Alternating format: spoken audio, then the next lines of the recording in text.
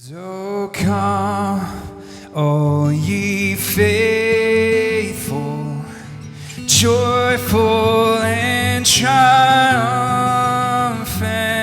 Oh come ye to Bethlehem. Come and behold him, born the King of angels. Oh, come, let us adore him.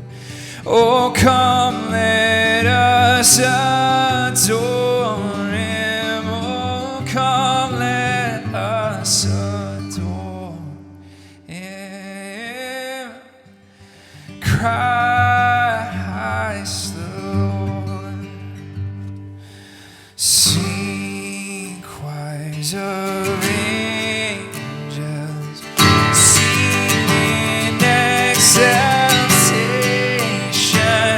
Oh, sing, all ye citizens of heaven and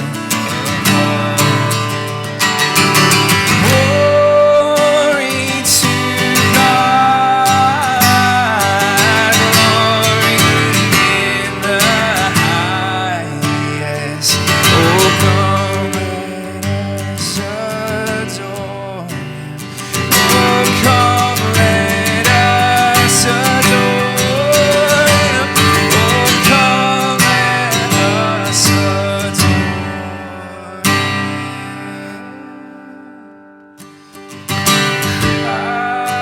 Christ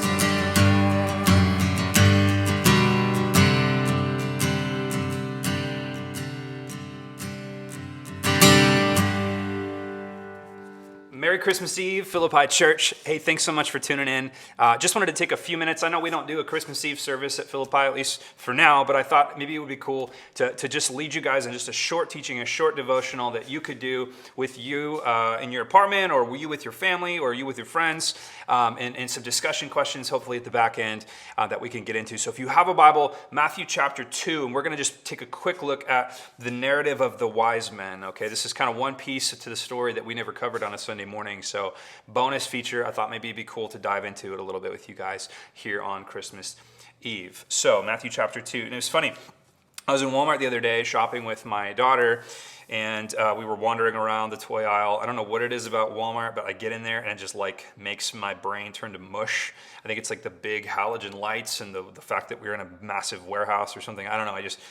My brain was turning to mush, but we were wandering around the toy aisle trying to decide what we were going to pick out, and I literally overheard a conversation that just kind of made my stomach turn. And it was this I don't know, it was a brother and a sister or whatever, but they were arguing about what to buy for their nephew because they said all he wants is money and video games. It's all that he cares about. And I could tell these guys didn't even really want to buy him anything. They just like sort of had a sense of, I don't know, obligation or something. And so I watched them and kind of overheard them listen to their conversation as they wandered around the toy aisle. And finally, they ended up grabbing some piece of junk off of the shelf and throwing it in their cart, sort of with an angry attitude, and buying it for this kid, even though they knew he didn't want it. And I kind of thought about that as I was driving home from Walmart. And I thought, man, what have we done with Christmas? Like, what have we done with it? I know it's like the classic Charlie Brown question, what is Christmas all about? And then, of course, like Linus, hops onto the stage and the spotlight comes down, and this is what Christmas is all about, Charlie Brown. But it's really a good question. Like, what have we done with Christmas? And my question actually for you to consider tonight on Christmas Eve is, what will you do with Christmas? What will you do with this day that we celebrate every year that comes up? I mean, every 365 days, it's Christmas again, right? And we have to decide what to do with it. And what will you do with it? What will you do with it? Well, in our text, I actually think we see three different examples of how three different individuals, or groups, I should say, respond to the arrival of Jesus. In other words, we see three examples of what you can do with Christmas. Option number one is panic. Option number two is passivity, and option number three is priority. Now let me read the passage, and I'll just point these out really briefly, and then we'll end with some worship. Matthew chapter 2. Now, after Jesus was born in Bethlehem of Judea, in the days of Herod the king, behold, wise men from the east came to Jerusalem, saying, "Where is he who has been born King of the Jews? For he saw his star when it rose and have come to worship him." When Herod the king heard this, he was troubled, and all Jerusalem with him. And assembling all the chief priests and the scribes of the people, he inquired of them where the Christ was to be born. They told him, "In Bethlehem of Judea, for so it is written by the prophet." And then he quotes Micah chapter 5. "And you, O Bethlehem, in the land of Judah, are by no means least among the rulers of Judah. For from you shall come a ruler who will shepherd my people Israel." Then Herod summoned the wise men secretly and ascertained from them what time the star had appeared. And he sent them to Bethlehem, saying, "Go and search diligently for the child, and when you have found him, bring me word that I too may come and worship him." He's lying. After listening to the king, they went on their way, and behold, the star that they had seen when it rose went before them until it had come to rest over the place where the child was. And when they saw the star, they rejoiced exceedingly with great joy. And going into the house, they saw the child with Mary his mother, and they fell down and worshipped him. Then opening their treasures, they offered him gifts, gold, frankincense, whatever that is, myrrh, whatever that is. And being warned in a dream not to return to Herod, they departed to their own country by another way. Okay, so there are three different characters here. We have Herod, we have the scribes, Pharisees, Sanhedrin. They're all kind of one group. And then thirdly, we have the Magi. And these three different parties, I think, represent three different ways that you can treat Christmas. So the first one is panic. And that's what Herod does. Okay, so when Herod hears about Christmas, when Herod hears about this new king of the Jews, he freaks out. He panics. And why does he panic? Well, because he thinks he's the king of the Jews, because he literally fancies himself on being the king of the Jews. Even though he wasn't really a king, he was more like a puppet stooge king. I mean, Rome had all the power. In reality, Pontius Pilate in the day of Jesus when he grew up, the governor, the prefect, the Roman prefect really had all the power, and the king, which Herod was really more kind of like like a balloon full of hot air, not really much there, okay? So that's basically what Herod is, but he's freaking out, and he's freaking out because, listen, Jesus doesn't share his rule, okay? So, he catches that because he knows enough about Old Testament biblical theology to understand that this Messiah, when the Messiah comes, will be the king, the leader, the one, and so Herod's like, well, I'm not going to share with this guy. So Herod freaks out. Okay, and this is one of the reactions that you should have if you're being honest about what the implications are of Christmas. So, we've made Christmas into sort of just a amalgamation of good feelings and good vibes and eggnog and all of these things. But in reality, what Christmas informs us of is that there is a king of the world, and that king owns the title deed to the world. And anybody that really wants to acknowledge that has to deal with that and has to decide whether he's going to be king or they're going to be king. And so in this moment, Herod's freaking out because he knows enough to know that this king won't share his throne. And that's one of the primary effects that a true interpretation of what Christmas really is can have on you. And that is that you try to silence the king. You try to kill the king. That's exactly what Matthew records Herod doing, right? He has all the babies put to death in Bethlehem, which is tragic. It's so tragic. The irony of Herod's reign is that he still, even though he did all of these things to try to manipulate his circumstances, the guy still died of gonorrhea at age 69, okay? Literally, before we even get out of Matthew chapter 2, Herod the Great's already gone, already dead.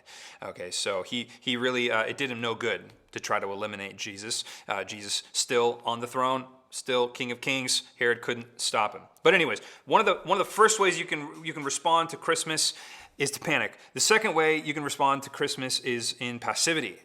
And that's what we see the scribes and Pharisees doing here. I find it so interesting that Herod went to the experts. He went to the biblical experts, the theologians of the day.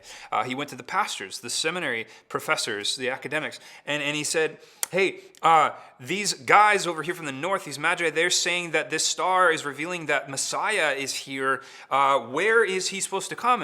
And the scribes and Pharisees let him know, Bethlehem. But what's astounding to me is not what the Pharisees or scribes say, it's what they don't say. What's astounding to me is that they don't drop what they're doing and go to Bethlehem to see the king. Like, what's astounding to me is the passivity of the scribes and Pharisees in regards to the arrival of God the Son. It's astounding. They don't do anything about it. In fact, they just go right along their way. And thus, we have the second way that you can respond to the reality of Christmas. You can, rather than panicking like Herod did, you can just be passive. You can just let that reality pass right on by you. Drink eggnog, open stockings, and never let the magnitude and the weight of the reality that Jesus is the King of the world actually rest on you. And that's exactly what the scribes and Pharisees did. And you know what's funny about the scribes and Pharisees? They're really just Herod and another rapper. They're basically killing Jesus, but they're killing him by ignoring him. And of course, 33 years later, they would kill him literally. They would ensure his execution by the Romans. But they basically just want him dead. They want him gone. They want him. But the way they go about it is to passively ignore. So that's your second option. You can just passively walk through Christmas and not acknowledge the robust reality of the fact that Jesus is King. But there's a third option. There's a third option. You probably know where I'm going with this. Okay. The third option is you can do what the Magi did. You can do what the Magi did, and you can acknowledge Christmas and what it's about, okay? You can acknowledge the fact that Jesus is God, has come into the world in order to claim his rightful throne, has bought back the cosmos, and is now sitting and seated at the right hand of the Father in power and glory, and is returning as King of kings and Lord of lords to make war on the nations and establish his throne forever. You can acknowledge that, and like the Magi, you can literally let your entire world orient around that reality, and that's exactly what they did. The astounding thing about the Magi for me, it's not what they do here in Matthew chapter 2, it's what they had been doing for months and even years prior to this. You know who the Magi were? I mean, these guys, they weren't Jewish, they weren't Hebrew. They were from Babylon in the north. They were Gentiles, which is astounding, by the way, to think that this is the first entrance of the Gentiles really that we see in the Bible. It's so exciting that God is opening the door to the Gentiles. But that's a whole other sermon. Okay, but what's astounding to me is that the Magi had been anticipating this and paying attention to this all the way since the times of Daniel. Remember Daniel lived in Babylon, which is now sort of northern Iran? That's where the Magi was from. The Magi had learned because they had read Daniel chapter 9, which prophesied that the Messiah would come, and they knew what to look for. And because they knew what to look for, they were ready when Jesus came. What's crazy about that to me is that for them, Christmas, so to speak, the arrival of Christ, Christmas was something they had been prepping for and planning for perhaps their entire life and perhaps even from generations before them. I mean, talk about orienting your life around the person of Jesus Christ. I think the Magi did that. And not only did they do that leading up, but then they did that once they got there. I mean, they traveled all the way. They sought out the Messiah. They found the Messiah, and then they poured out gifts. They just gave liberally. Okay, this might seem like an oversimplification, but can I just suggest to you that this is exactly what Christmas is supposed to be about? It is to remind us of the center of all things. And if you want to have a really good Christmas this year, I suggest that you stop in all the busyness at some point and you do what the Magi did, and you acknowledge the supremacy and the lordship and the value and the treasure that is the person of Jesus Christ. And you pour out praise and you pour out gifts to him. Perhaps in your home this year with your kids or with your friends or with your family. I know it's awkward if you have non-Christian family members, but perhaps you could stop and say, hey guys, we want to be like the Magi this year. We just want to stop and pour out praise to God.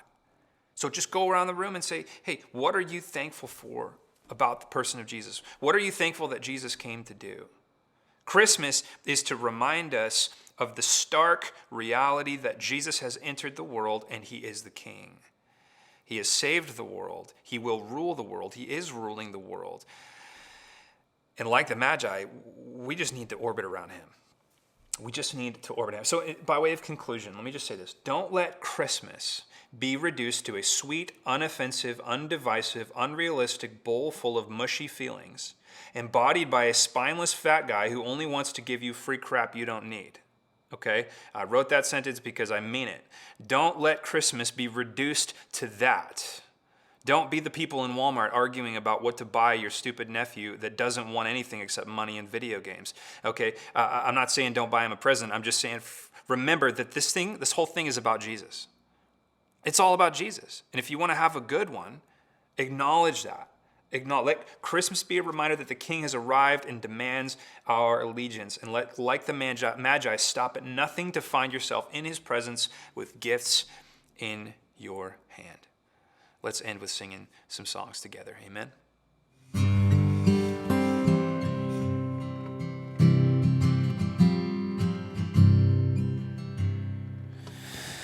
Oh, holy night, the stars are brightly shining. It is the night of our dear Savior's birth. Long lay the world in sin and error pining, till he appears and the soul felt its worth.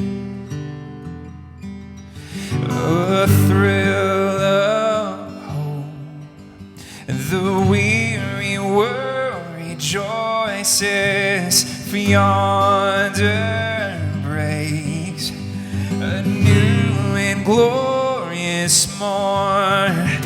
Fall on your knees and hear the angel voices. Oh, night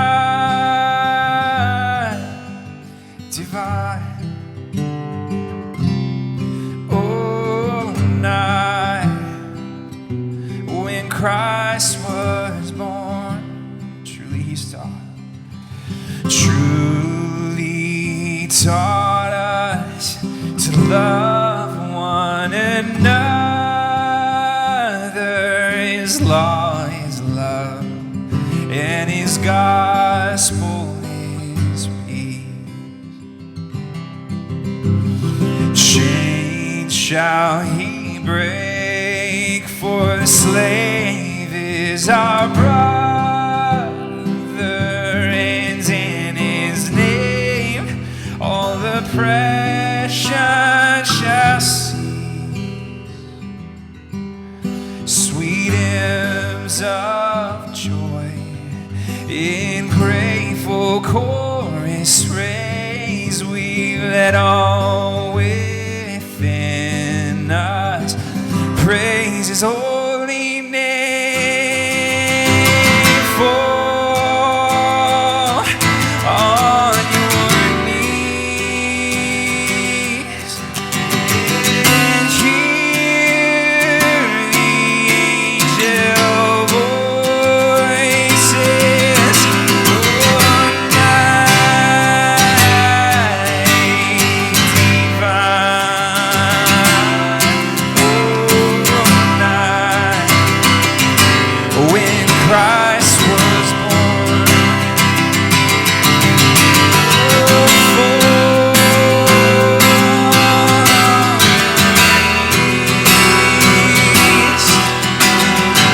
when hear the angel voices.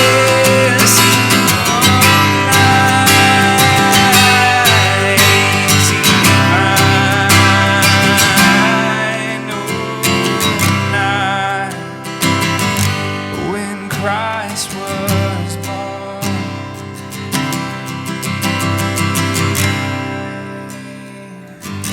when Christ was born,